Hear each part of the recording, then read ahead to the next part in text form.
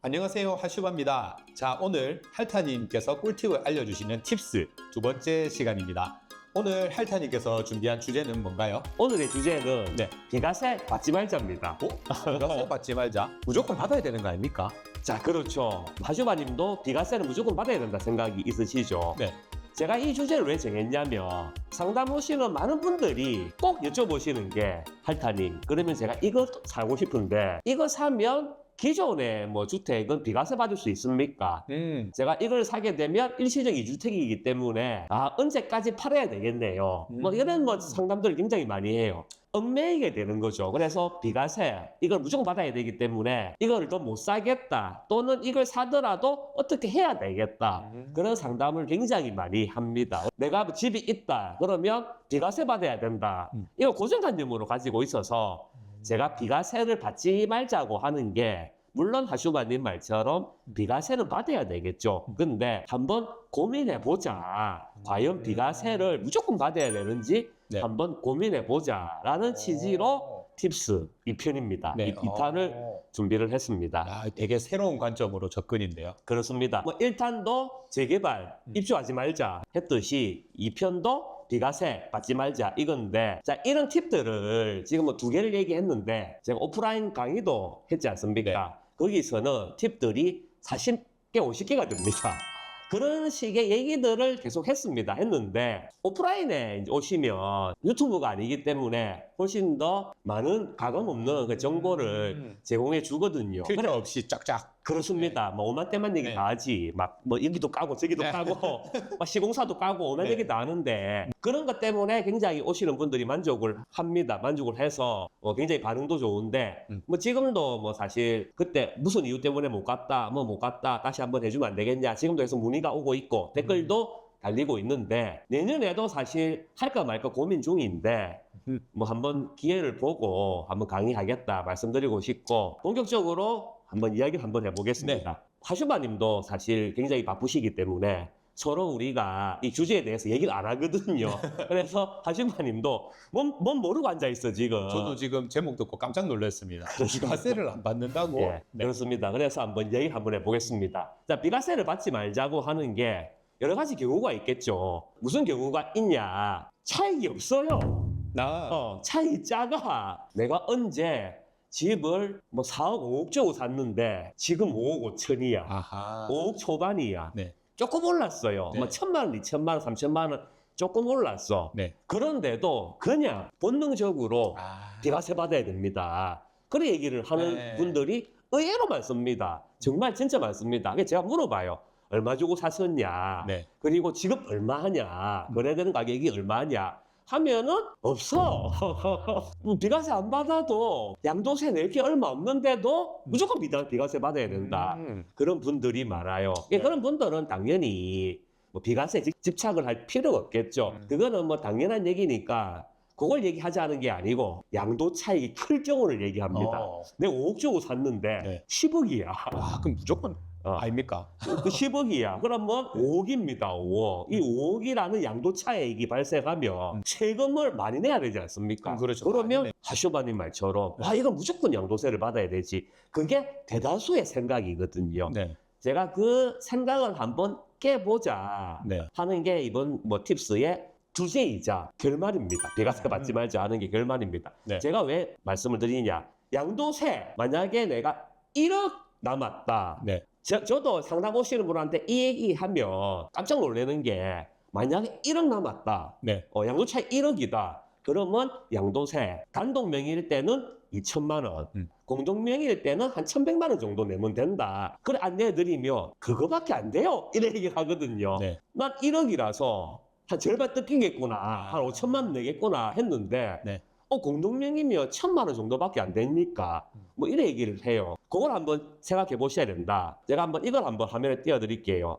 하신 말이 잘 알겠지만 부동산 계산기라는 어플 좋죠. 알죠? 네. 이 보시면 저 자주 씁니다. 부동산 투자한다, 부동산 공부한다 하면 이 어플이 필수입니다. 당연히 광고 아니죠. 우리 같은 채널에 누가 이 광고 주겠습니까? 좀 줬으면 좋겠다. 당연히 광고 아닌데, 부동산 계산기라는 어플이 있습니다. 이걸 깔아서 보면은 양도세, 보유세, 증여세 다 나오거든요. 네. 취득세도 나오고 다 나오는데 자 양도세 한번 보시면 우리가 세금을 한번 임의로 한번 계산해 보겠습니다. 자 주택이다. 그리고 내가 여러 채를 들고 있다. 그 이상 했을 때 내가 예를 들어서 4억에 샀다. 4억이다.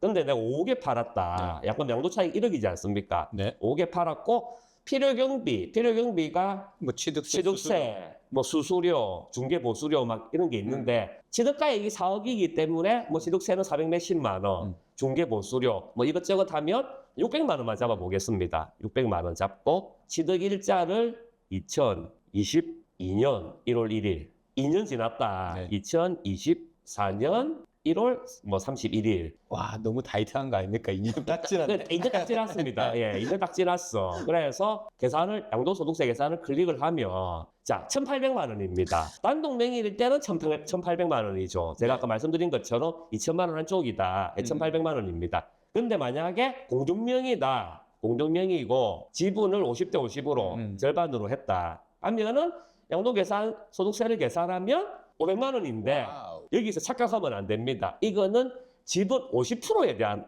양도세라서 여기서 곱하기 2를 해줘야 돼요. 절반의 지분에 대한 양도세 540만 원, 또 절반에 대한 지분 540만 원. 그렇게 하면 1,080만 원입니다. 공동명의로 하면 1,000만 원 정도밖에 안 된다 하는 게 이 이야기거든요. 공동명의로 하면 왜 세금이 쌉니까 하는 게 이 양도소득세율이 15%지 않습니까?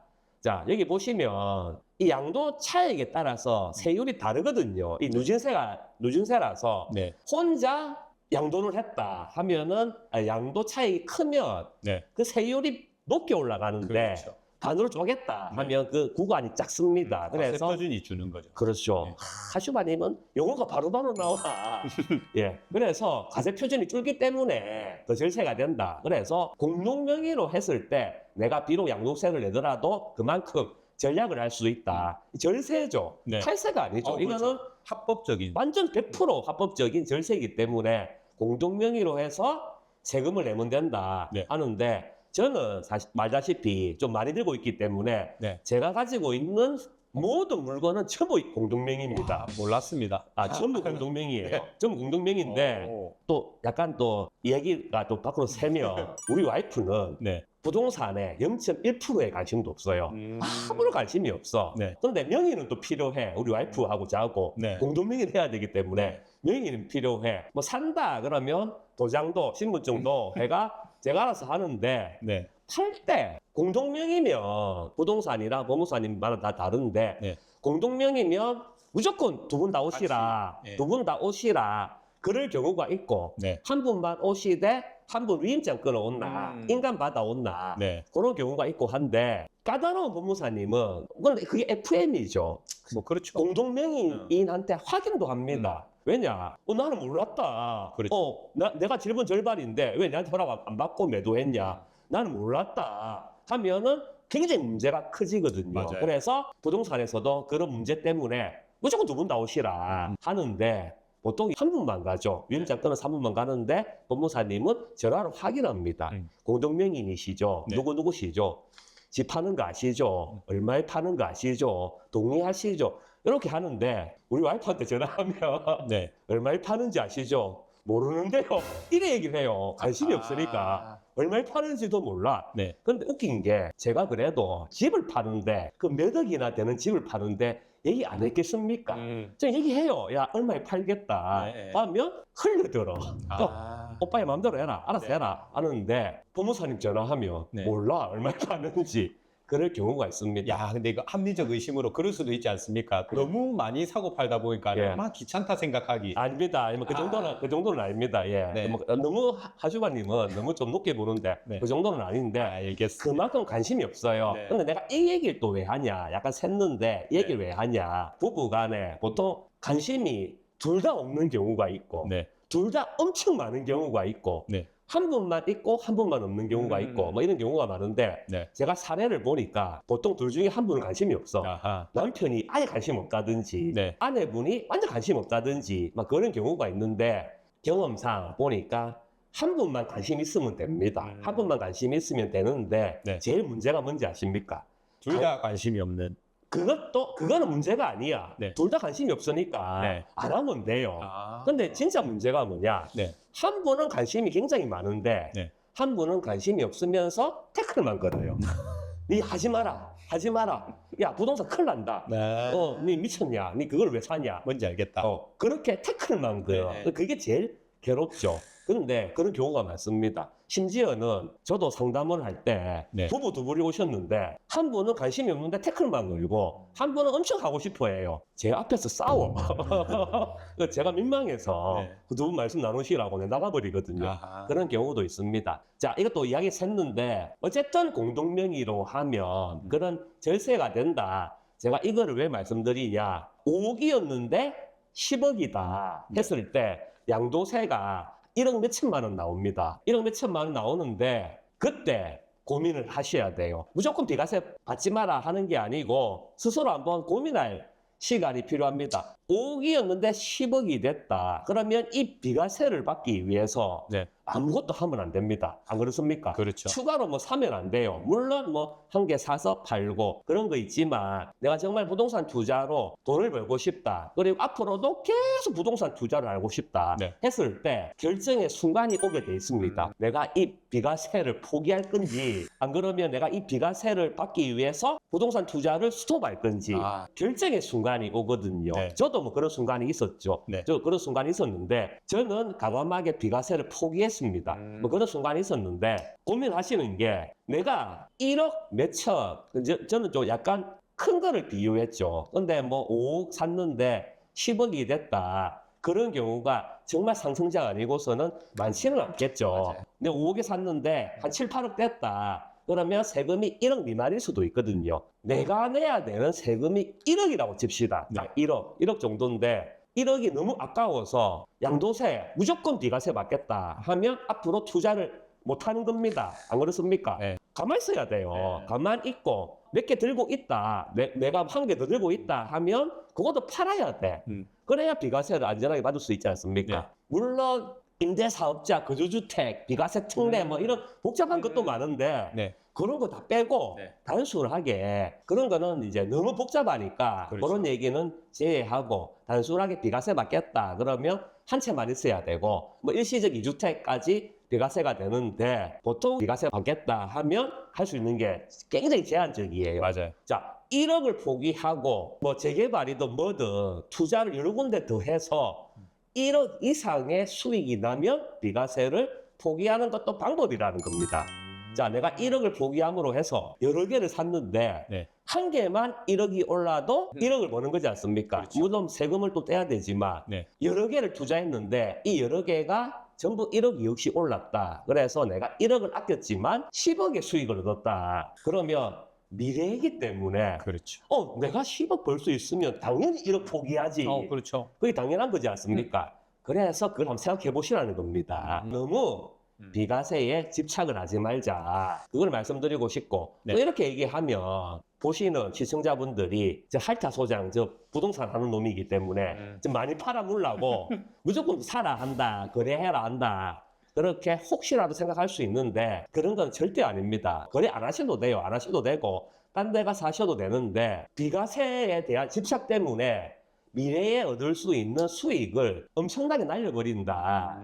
그거를 제가 말씀드리고 싶어서 팁스를 얘기를 했고 네. 두 번째 양도세. 본인의 양도 차이 그렇게 안 큽니다. 네. 그렇게 안 크면 네. 양도세를 그것도 얼마 없어요. 그런 거에 너무 집착을 하지 말자. 그거를 제가 말씀드리고 싶고 그만큼 투자를 잘하면 됩니다. 그렇다고 내가 무조건 비과세 포기해라 그 말은 아닙니다. 나는 그냥 안정적으로 내가 투자를 해서 더 많이 벌고 싶은 자신도 없고 그것도 무섭고 차라리 그냥 양도세 1억 아끼는 게 나는 이게 더 훌륭한 투자다 하면은 당연히 아무것도 하면 안 되죠. 네. 당연히 비과세를 받아야죠. 근데 할타 소장 말 듣고 생각해 보니까 나는 조금 성향이 공격적이고 그리고 앞으로 부동산은 무조건 더 하고 싶다 했을 때 양도세 그냥 포기하고 지금 쌀 때 여러 개 더 사놓고 가만히 있자 그렇게 하셔도 되고 네. 마지막으로 말씀드리면 내가 지금 살고 있는 이 집이 너무 좋고 너무 싸게 샀는데 오래전에 샀기 때문에 진짜 옛날에 뭐 2억 3억 주고 샀는데 네. 이게 한 10억이 지금 넘어가고 있다. 아. 그럴 경우도 있지 않습니까? 충분히 있을 수 있죠. 그렇죠. 근데 나는 이 집이 그만큼 오래 살았는데도 너무 좋아. 거주 만족도도 너무 좋고 우리 애들도 다 좋아하고 그래서 이 집에 계속 사고 싶은데 야, 이 양도 차익이 너무 커지니까 비과세를 못 받겠다. 그것도 고민이다 하시는 분들은 자, 눈 딱 감고 네. 투자하십시오. 그냥 투자하고 하다가 어느 정도 투자해서 수익을 좀 얻었다 하면은 마지막에 팔면 됩니다. 아, 그렇죠. 사고 팔고 하다가 있는 이 집 나중에 마지막으로 팔면 비과세 받을 수 있으니까 요것도 한번 고려해 보시라. 네. 예전에는 마지막 남은 시점에서 2년이 지나야 비과세였거든요. 맞아요. 예, 근데 지금 그게 없으니까 지금은 그냥 마지막 한 개 남으면 바로 비과세 되니까 다른 거 뭐 사고 팔고 하다가 마지막 한 개 남으면 비과세 되니까 그런 전략도 한번 생각해 보시라. 네. 그래 말씀드리고 싶습니다. 아, 네. 할타님의 오늘 편견을 깨는 굉장히 신박한 그런 양도세 관련된 얘기 잘 들었습니다. 개인적인 성향으로 말씀드리면 저는 만약에 저라면은 그런 상황이 오면 저는 못할 것 같아요. 그냥 비과세에 목맬 것 같아요. 그래도 어쨌든 생각의 전환을 할 수 있는 굉장히 좋은 시간이었으니까 이 영상 보시는 우리 구독자 여러분들도 한 번쯤은 이런 관점에서 생각을 해보시고 정말 장이 좋아질 것 같다. 내가 여러 개를 해서 좋은 수익을 낼 수 있을 것 같다 하면은 한 번쯤 이렇게 생각해 보시는 것도 좋을 것 같습니다. 예, 하쇼바님이 참 정리 잘 해주셨는데 바로 그겁니다. 무조건 비과세를 포기해라. 비과세를 포기하고 더 투자를 해라. 그게 아닙니다. 그게 아니고 네. 이런 방법도 있다는 걸 소개시켜 주는 겁니다. 네. 무조건 비과세는 받아야 되겠다. 그래서 내 아무것도 지금 현재 뭐 못 사겠다, 투자 못 하겠다. 그런 것도 방법이지만 그냥 비과세를 조금 포기하고 더 투자해서 오히려 더 많은 수익을 보겠다. 이런 방법이 있다는 걸 말씀드리는 겁니다. 그래서 하주바님 성향으로는 내 비과세 포기 못 하겠다 말씀하셨듯이 그런 분들이 얼마나 많겠습니까? 맞아요. 근데 이런 방법도 있다는 걸 잘 모르시기 때문에 이런 방법도 있다는 걸 제가 소개시켜드리고 네. 한 번쯤은 고민해 봐도 되지 않겠냐. 그걸 말씀드리고 싶고 제가 또 이 얘기를 왜 하냐면 제가 아까도 서두에도 얘기했지만 강의에 뭐 이런 얘기도 많이 했거든요. 네. 이 강의 끝나고 나서 많은 분들이 저한테 피드백을 주신 게 생각을 좀 바꿨다. 할타님 말 듣고 네. 내가 충격을 받았다. 이런 방법도 있구나라는 걸 처음 알았다. 고맙다. 그런 말을 많이 하셨기 때문에 네. 제가 유튜브에서 강의에 40분의 1만큼 말씀을 드린 겁니다. 예. 네, 알겠습니다. 다음에 혹시나 강의의 장이 열리면 이런 더 오프라인에서만 할 수 있는 알찬 팁 많이 알려드릴 테니까 꾸준하게 구독해 주시고 다음에 또 좋은 팁으로 찾아뵙겠습니다. 그리고 개인적으로 궁금한 내용들이나 이런 거는 댓글 남겨주셔도 되고 위에 표시된 번호로 무료 상담도 진행하고 있으니까 많은 연락 주시기 바랍니다. 자, 지금까지 꿀팁 전해드렸던 할타 그리고 하슈바였습니다. 감사합니다.